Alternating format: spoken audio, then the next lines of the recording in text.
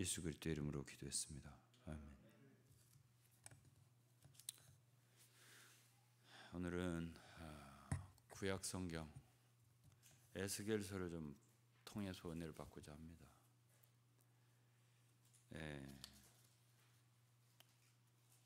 참 저는 구약 성경에서 어떤 성경이 참 좋으냐라고 물어보면 다 좋지만 그 중에 몇 개를 꽂으라면 그 중에 하나가 에스겔서입니다. 에스겔서는 48장까지 있습니다. 그리고 에스겔 선지자는 포로 후의 선지자입니다.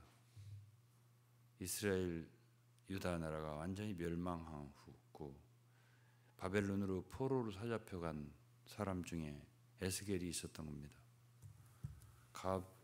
바벨론의 그 그발 강이라는 강가에 있을 때 하나님의 이상이 나타났고요. 그래서 48장에 걸쳐서 긴 예언을 했습니다.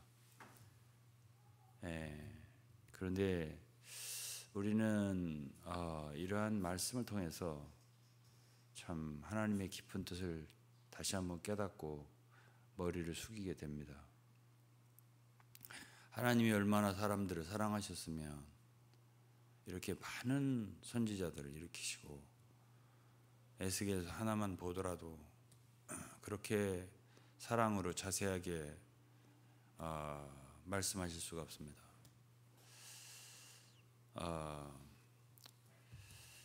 뭐 에스겔서를 다 볼 수는 없지만은 간단하게 말하면 당시 에스겔 선지자는 예루살렘 성전이 파괴된 그 모든 것을 다 본 사람입니다. 그리고 하나님 임재가 예루살렘 성전에서 떠나시는 그분 자신의 임재를 거두시는 모든 것을 이상 가운데 주님이 그에게 보여주셨습니다. 더 이상 주님은 이제 예루살렘 성전에 그분의 백성들과 함께하지 않으시고 성전을 떠나셔서 감람산으로 해서 하늘로 올라가셨습니다. 그것이 이제 에스겔서 10장, 11장, 12장 읽어보면 나옵니다. 그리고서 이제 많은 심판에 대한 예언이 있고요.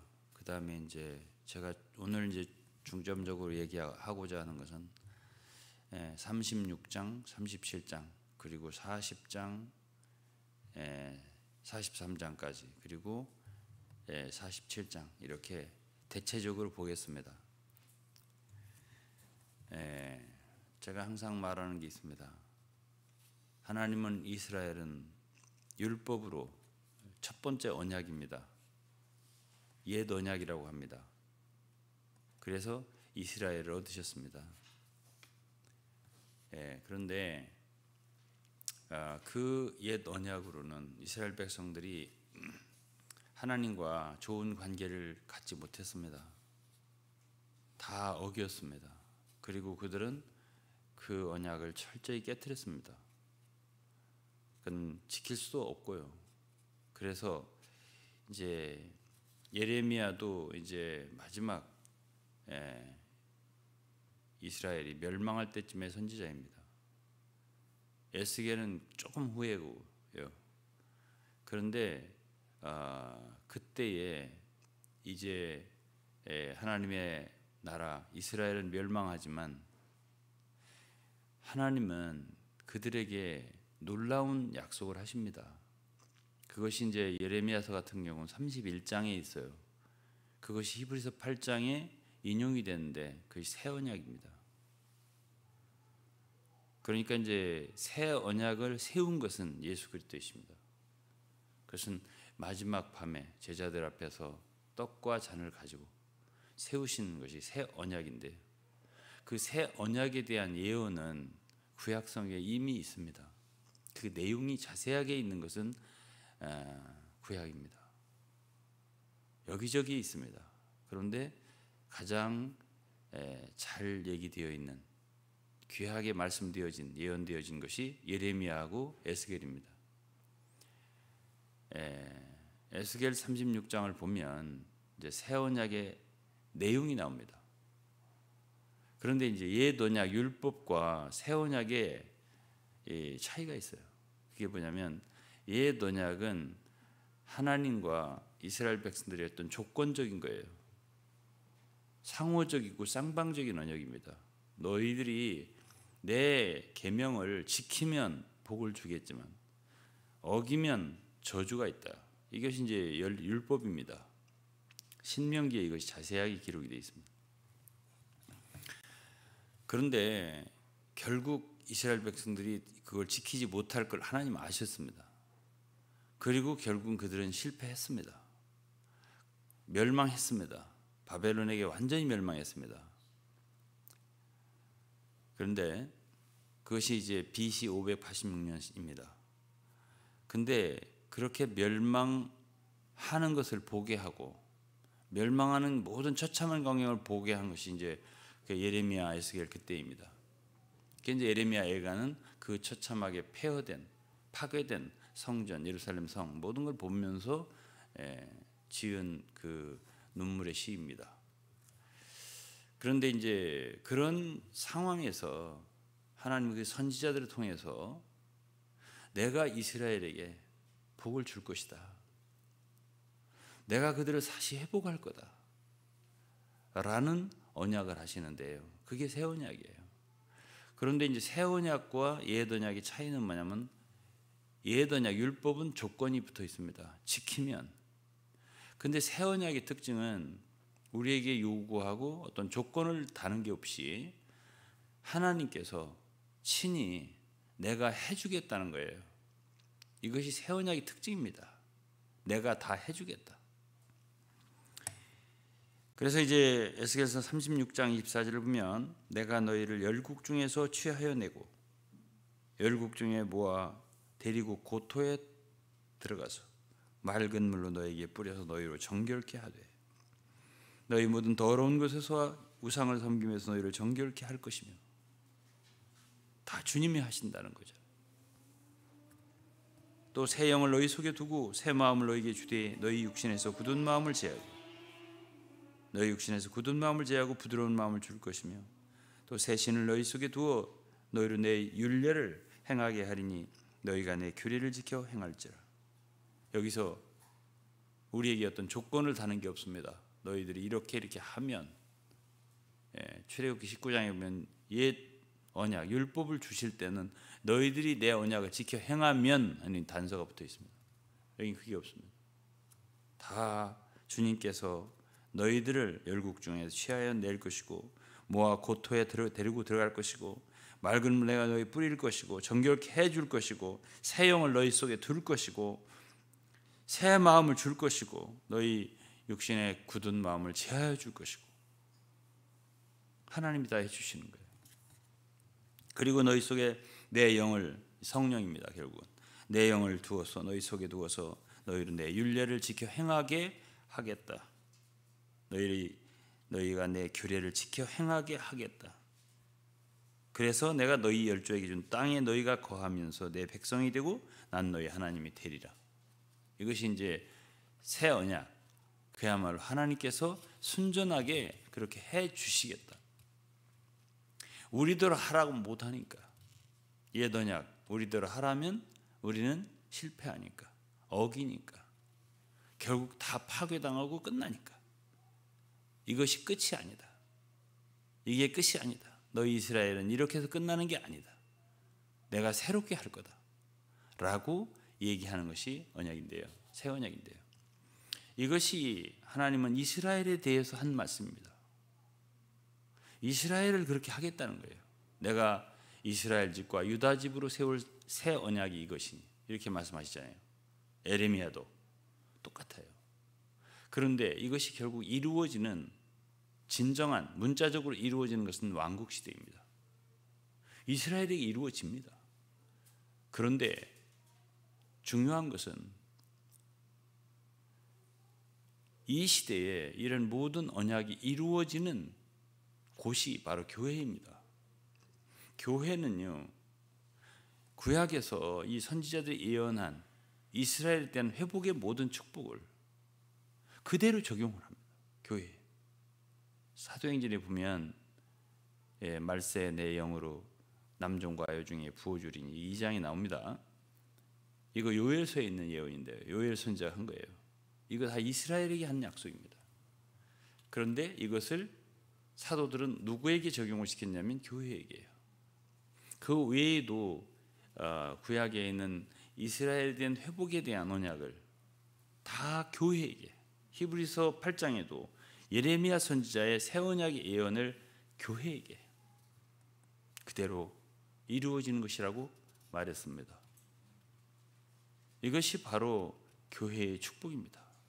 오늘날 교회는 장래 이스라엘에게 문자적으로 이루어질 모든 언약을, 새 언약을 그대로 받아서 그 모든 것이 이루어지는 그 바로 존재입니다. 교회가. 그래서 진정한 교회라면 그곳은 하나님이 역사한 곳입니다. 새 언약이 이루어지는 곳입니다. 그래서 우리가 노력을 해서 부드러운 마음을 갖고 노력을 해서 주님의 율법을 지키고 계명을 지키고 규례를 지키고 이게 아니고 주님께서 새 마음 주시고 고기같이 부드러운 마음을 주시고 돌 같은 마음을 제거해 주시고 이래서 우리가 좋아진 것입니다. 이거 주님이 언약이에요. 주님의 언약입니다. 주님이 행하시는 겁니다. 사도행전 2장도 보면 오순절의 부흥이 120문도는 열흘간 한 마음으로 기도한 것밖에 없습니다. 그들이 한 게 없습니다. 어느 날 열흘이 다 되었을 때 하늘로부터 강하고 참 불같은 성령이 임하시고 그래서 제자들이 새롭게 되고 강하게 되고 능력 있게 되어서 주님의 말하자면 증인이 되고 전파자가 되고 또 사도가 되고 이렇게 된 이야기가 사도행전 이야기입니다. 주님이 하신 거예요. 이것이 36장이고요. 그 다음에 37장의 예언, 이상입니다. 다 이거는 이상으로 보여주시는 거예요. 37장은 여러분 많이 들으셨을 겁니다. 에스겔 골짜기의 마른 뼈들.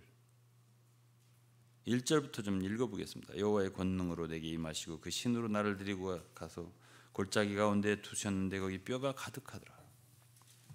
나를 그 뼈 사방으로 지나게 하시기로 본즉 그 골짜기 지면에 뼈가 심이 많고 아주 말랐더라. 그가 내게 이르시되 인자야 이 뼈들이 능히 살겠느냐 하시기로 내가 대답하되 주 여호와여 주께서 하시나이다. 또 내게 이르시되 너는 이 모든 뼈에게 대언하여 이르기를 너희 마른 뼈들아 여호와의 말씀을 들을지어다. 주 여호와께서 이 뼈들에게 말씀하시기를 내가 생기로 너희에게 들어가게 하리니 너희가 살리라. 너희 위에 힘줄을 두고 살을 입히고 가죽으로 덮고 너희 속에 생기를 두리니 너희가 살리라. 또 나를 여호와인 줄 알리라 하셨다 하라. 이에 내가 명을 조차 대언하니 대언할 때 소리가 나고 움직이더니 이 뼈 저 뼈가 들어맞아 뼈들이 서로 연락하더라. 내가 또 보니 그 뼈에 힘줄이 생기고 살이 오르며 그 위에 가죽이 덮이나 그 속에 생기는 없더라. 또 내게 이르시되 인자야 너는 생기를 향하여 대언하라. 생기에게 대언하여 이르기를 주 여호와의 말씀에 생기야 사방에서부터 와서 이 사망을 당한 자에게 불어서 살게 하라 하셨다 하라. 이에 내가 그 명대로 대언하였더니 생기가 그들에게 들어가며 그들이 곧 살아 일어나서 서는데 극히 큰 군대더라. 11절은 주님이 친히 해석을 해주십니다. 또 내게 이르시되 인자야 이 뼈들은 이스라엘 온 족속이라. 그들이 이르기를 우리의 뼈들이 말랐고 우리의 소망이 없어졌으니 우리는 다 멸절되었다 하느니라. 그러므로 너는 대언하여 그들에게 이르기를 주 여호와의 말씀에 내 백성들아 내가 너희 무덤을 열고 너희로 거기서 나오게 하고 이스라엘 땅으로 들어가게 하리라. 내 백성들아 내가 너희 무덤을 열고 거기서 나오게 한즉 너희가 나를 여호와인 줄 알리라. 이것이 바로 새 언약입니다. 바로 이것이 교회입니다. 교회가 무엇인가?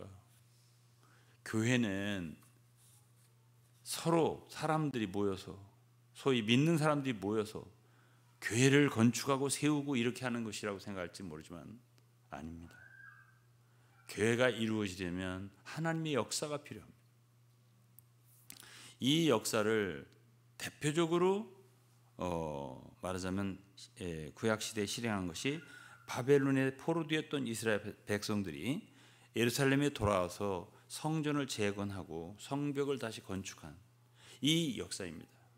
이 일을 놓고 하나님은 이사야를 통해서 얘기하고 또 예레미야를 통해 얘기하고 에스겔을 통해 예언하고 이렇게 많은 선지자를 통해서 예언했습니다. 회복한다고. 그것이 하나의 예표입니다. 실제로는 왕국 시대에 이루어지지만은 오늘 교회에서 이런 말씀이 다 이루어지는 겁니다. 요한복음 5장을 읽어보면 무덤 속에 있는 자가 하나님의 음성을 들을 때가 오나니 곧 이때라고 했습니다. 듣는 자들은 살아나리라. 이것은 지금 이 시대의 교회가 어떻게 해서 일어나는가 알려줍니다. 사실 여기서 에스겔 선지자는 대언자입니다. 말씀의 대언자예요. 네가 내 말을 해라 이랍니다. 그래서 교회가 이루어지려면 반드시 하나님의 말씀이 필요합니다.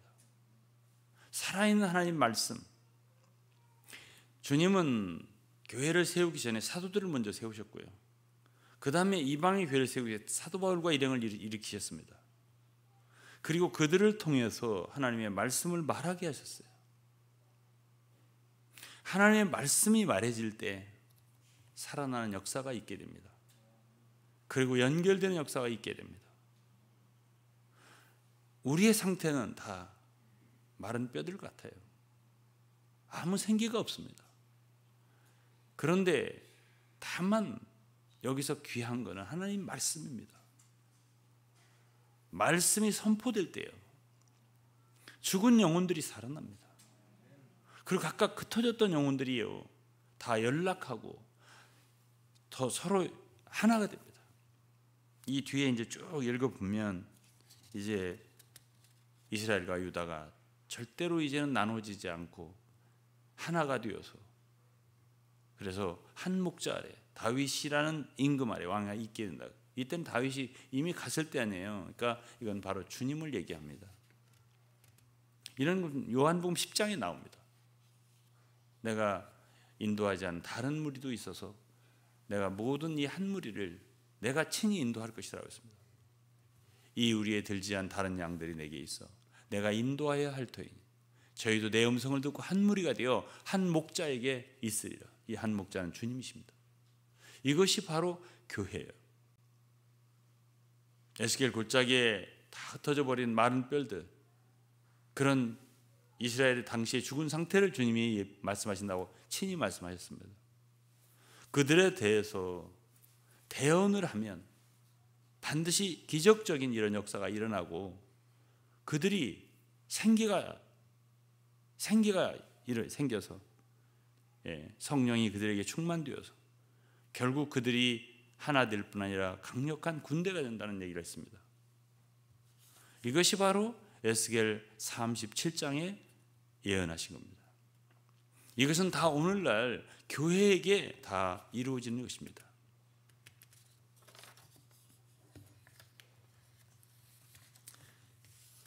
그 다음에는 이제 40장부터인데요.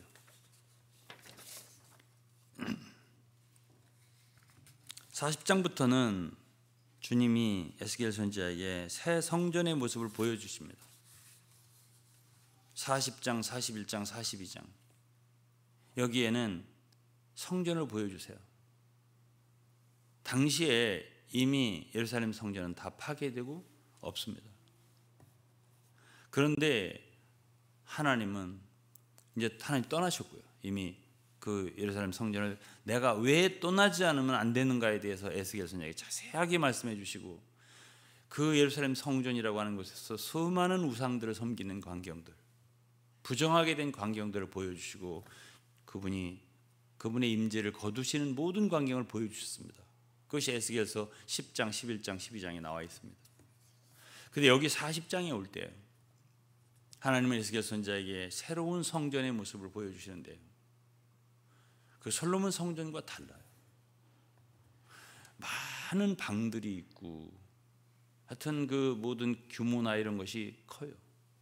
달라요. 그러면 이 성전이 무엇이겠는가?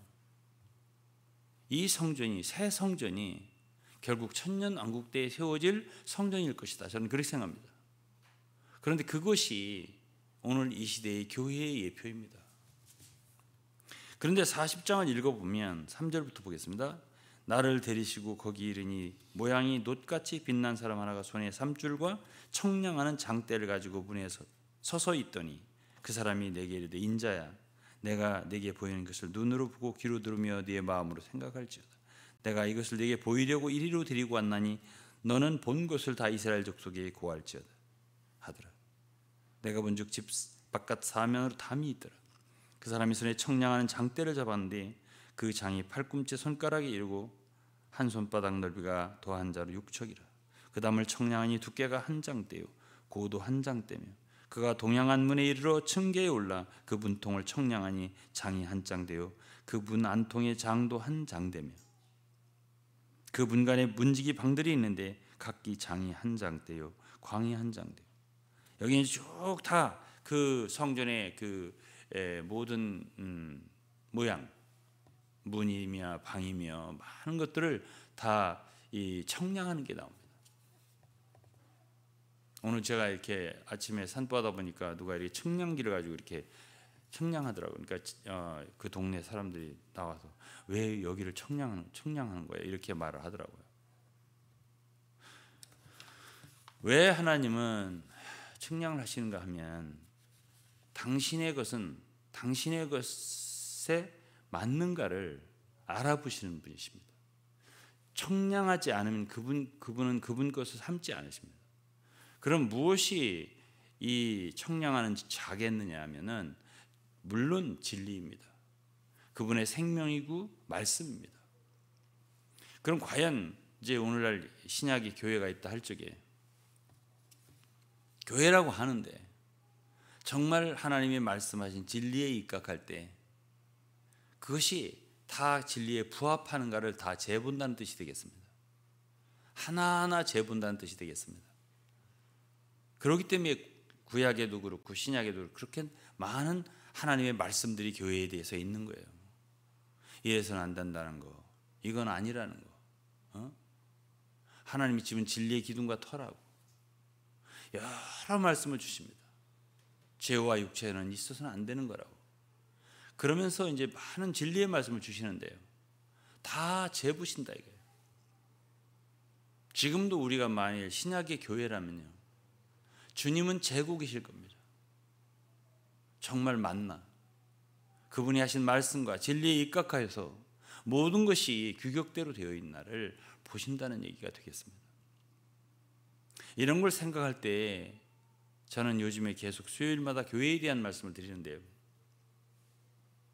우리는 개인적으로 신앙생활을 잘하면 되는 게 아닙니다.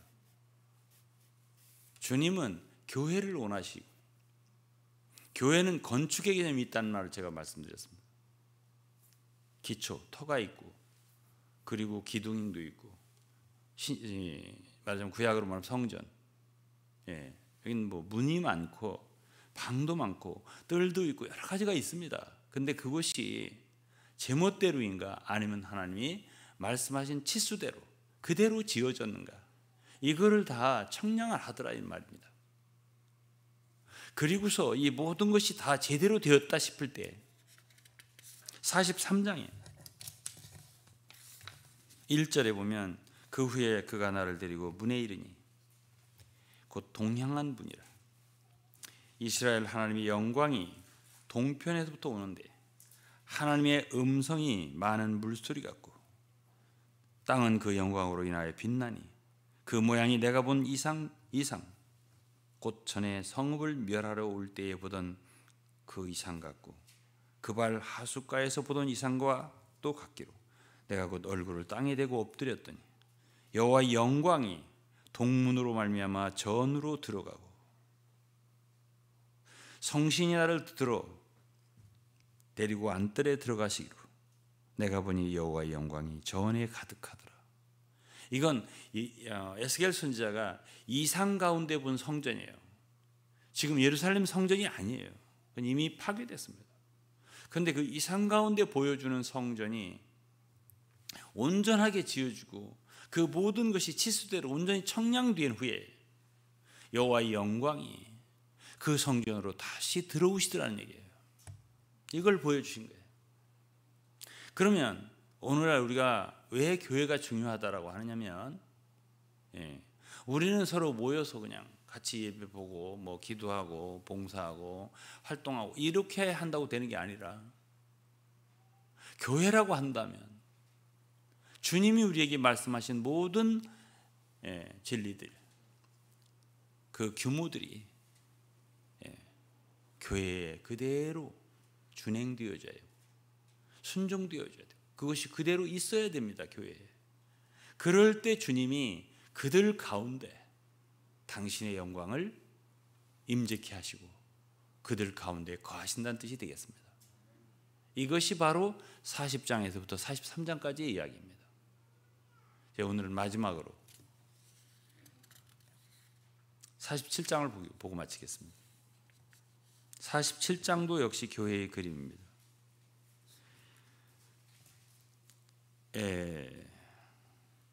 47장도 여러분들이 많이 들어보셨습니다.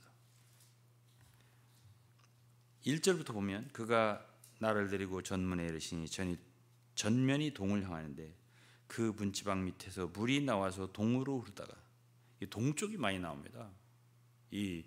그 에스겔서 보면 성전의 모양 보면 다 동쪽을 많이 얘기해요. 그래서 제 이름이 좋은 이름이에요. 동력 동자가 앞에 글자가.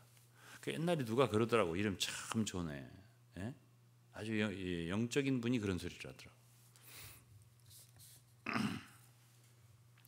이름만 좋으면 뭐래요? 진짜 좋아야지. 3절에 보면 그 사람이 손에 줄을 잡고 동으로 나아가며 일천척을 청량한 후에 나로 그 물을 건너게 하시니 물이 발목에 오르더니 다시 일천척을 청량하고 나로 물을 건너게 하시니 물이 무릎에 오르고 다시 일천척을 청량하고 나로 물을 건너게 하시니 허리에 오르고 다시 일천척을 청량하시니 물이 내가 건너지 못할 강이 된지라. 그 물이 창이라여 헤엄칠 물이요 사람이 능히 건너지 못할 강이더라. 간단하게 말하면 하나님의 교회는 이 에스겔의 이상에 따라 보면 물이 흐르는 곳이에요. 생수가 흐르는 곳이에요. 얼마만큼 흐르느냐? 강으로 흐르는 거예요. 사실 계시록 22장에 새 예루살렘도 사실은 교회잖아요. 그래도 보좌로부터 생명수의 강이 흐른다고 되어 있습니다. 그래서 우리는 이 에스겔서에서 교회의 그 하나의 모습이 어떤 것이냐 하면은 결국은 마른 뼈들이 살아서 움직이는 사람이 되고 단체적인 군대가 되는 것처럼 되고, 이게 37장의 이야기라면 47장은 뭐죠? 바로 거기에서 물이 흘러나오는 교회를 통해서 그분의 생명수가 온 땅에 흐르게 하는 센터, 그것이 바로 교회라는 것입니다. 그런데 이 물이 흐르는 것도 그냥 흐르는 것이 아니라 청량을 통해서, 주님은 여기서 물을 청량하신다는 거예요. 일천척씩. 그래서 한 번 이렇게 청량을 하시고 건너보라고.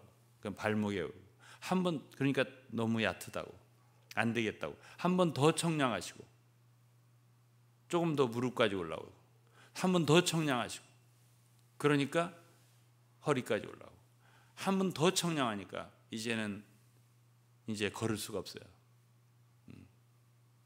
은혜와 성령과 생명이 교회에 충만하다 보니까는 어떻게 돼요? 이제는 사람들이, 각자 성도들이 다 자기 멋대로 왔다 갔다 할 수가 없어요. 다 물의 흐름 따라서 가야 돼요. 강물의 흐름 따라서 가는 거예요. 그러니까 그 강물이 쭉 흐르다 보니까 그 강물이 흘러가는 곳마다 이 말씀 쭉 읽어보면 그래요. 만물이 소성하면 어떠라는 거예요. 이 강물이 흘러가는 곳마다 교회는 어떤 활동을 하는 것이 먼저가 아닙니다. 어떤 일을 많이 하고 전도를 많이 하고 이런 것이 같지만 그런 것 같지만 아니고요. 과연 우리 가운데서 생명수의 강이 흐르느냐, 얼마나 깊으냐. 근데 그 누가 청량하냐면 누가 결국 깊어지게 하시는가 보니까 주님인 거예요. 주님이 청량을 자꾸 해주셔야 돼요. 그렇게 할 때 이 강물이 더 수위가 올라가요. 우리가 하는 건 아무것도 없어요. 지금까지 47장까지 우리가 올 때 우리가 하는 건 아무것도 없어요. 주님이 다 이렇게 해주시는 거예요. 우리가 할 일은 무엇인가? 이게 언약이니까요. 이 언약의 그 말씀을 굳게 믿는 게 필요해요. 그리고 기도하는 게 필요해요. 주여 이루어 주시옵소서. 우리는 에스겔 골짜기에 마른 뼈들 같습니다. 정말 시들은 영혼입니다. 주여 당신이 약속하지 않았습니까? 주여 이루어 주시옵소서. 우리가 기도할 밖에 없어요. 왜? 하시는 주님이셔야 됩니다. 우리가 이런 일 못합니다. 주여 우리를 청량해 주시옵소서. 주님이 청량해 주시옵소서. 너무 우리 가운데 물이 얕습니다. 발목도 안 됩니다. 그래서 성도들이 마음대로 다닙니다. 그렇게 하면 안 됩니다. 좀 더 청량해 주십시오. 이렇게 해서 정말 우리 가운데 복음의 생수가, 진리의 생수가 온 땅에 흐를 수 있도록. 그러면서 보면 수많은 고기가 있더라. 그리고 막 어부들이 생기더라. 이런 말씀이 뒤에 있습니다. 이렇게 많은 주의 일꾼들이 생산된다는 얘기입니다. 하나님께서 참 이 말씀대로 우리 가운데 행하시고 역사해 주셔서 정말 이 시대에 우리가 그 주님이 언약하신 그 새 언약의 모든 약속들, 선자의 부인 이상들이 우리 가운데 우리 시대에 실현되고 실행되어지기를 간절히 기도하는 마음으로 이 교제를 여러분들과 함께 나누었습니다. 기도하겠습니다. 하나님 아버지 감사합니다. 저희들은 참으로 하나님의 언약의 말씀을 붙들고 교제하였습니다. 기도하고 있습니다. 아버지 하나님, 이 언약을 저희들이 믿습니다. 이 언약이 공허하게 돌아갈 수는 없습니다. 저희들이 비록 정말 마른 뼈들같이 바싹 말랐고 아무것도 없지만 하나님 아버지여, 당신의 언약을 우리 가운데 이루어 주옵소서. 생수가 넘쳐 흐르게 하여 주옵소서. 아버지 하나님, 우리 가운데 흐르는 물을 더욱더 청량하여 주시옵소서. 물이 넘치게 하시고 이 강물이 우리를 통해서 온 땅에 흐르게 역사해 주시옵소서. 감사드리며 예수 그리스도의 이름으로 기도드리옵나이다. 예, 저하고 찬송가 하나 부르고요.